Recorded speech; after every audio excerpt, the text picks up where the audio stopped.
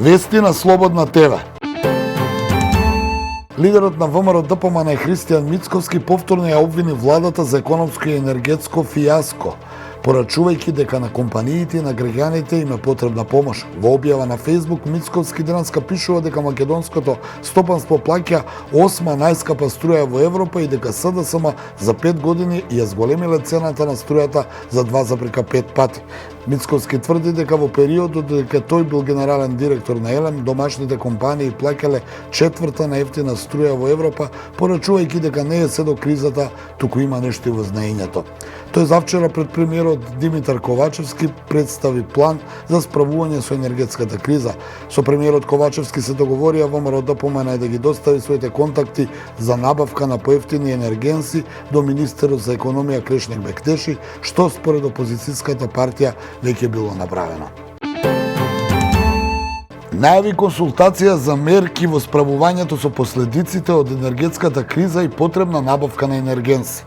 Заклучокот од вчерашната седница на Владиниот економски совет е дека енергетската состојба е стабилна, а наредната недела владата ќе излезе со мерки за најранливите категории граѓани и компании. Испратен е и апел за одговорно однесување кон енергенсите. На економскиот совет коморите и синдикатите ги повторија своите барања, а ставовите и совети изнесоа и експерти, универзитетски професори и академици. Во меѓувреме продолжи комуникацијата помеѓу СДСМ и ВМРО ДПМН околу предлозите на опозицијската партија, но и меѓусебните обвинувања во однос на блокадата на законите со кои треба да се делува во услови на прогласена кризна состојба во енергетиката. На состанокот на економскиот совет биле разгледани сите опции за снабдување со електрична енергија од домашно производство, како и модалитетите за поддршка на стопанството и граѓаните кои тоа им е потребно. На состанокот на економскиот совет биле разгледани сите опции за снабдување со електрична енергија од домашно производство, како и модалитетите за поддршка на стопанството и граѓаните на кои тоа им е потребно. Во Прага денеска за прв пат ќе се одржи средба на Европската политичка заедница на која ќе учествуваат 44 лидери од сите земји од континентот. Од Велика Британија до Азербејџан, Ерменија и земјите од Западен Балкан, во Прага ќе се состануваат 44 делегации да дискутираат за крупните предизвици со кои се соочува континентот. На состанокот учествуваат и 6 земји од Западен Балкан, каде најгорлива тема се поскапувањата и енергетиката. На минатонеделниот состанок во Софија, Македонија, Србија и Албанија ставија до знаење на Европската унија дека им е потребна помош во справувањето со енергетската криза.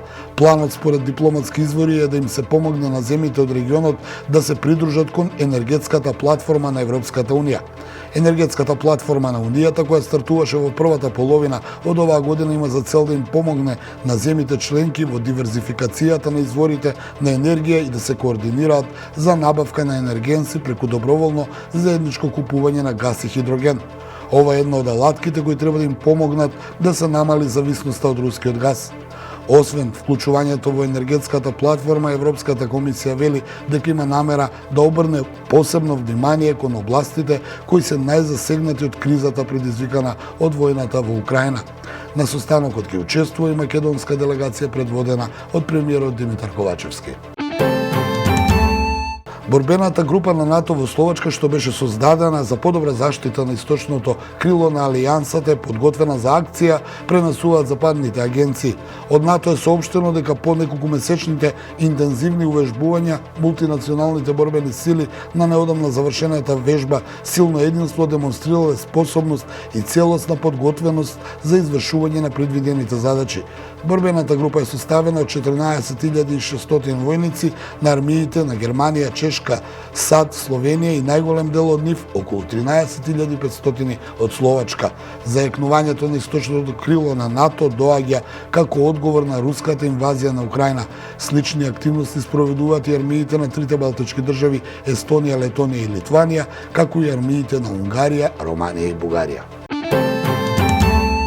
Бројот на руски државјани кои влегле во Европската унија оваа седмица е за 20% помал споредбено со минатата недела, а причината за тоа се ограничувањата наметнати од државите членки на унијата, соопшти Европската агенција за гранична и крајбрежна служба Frontex.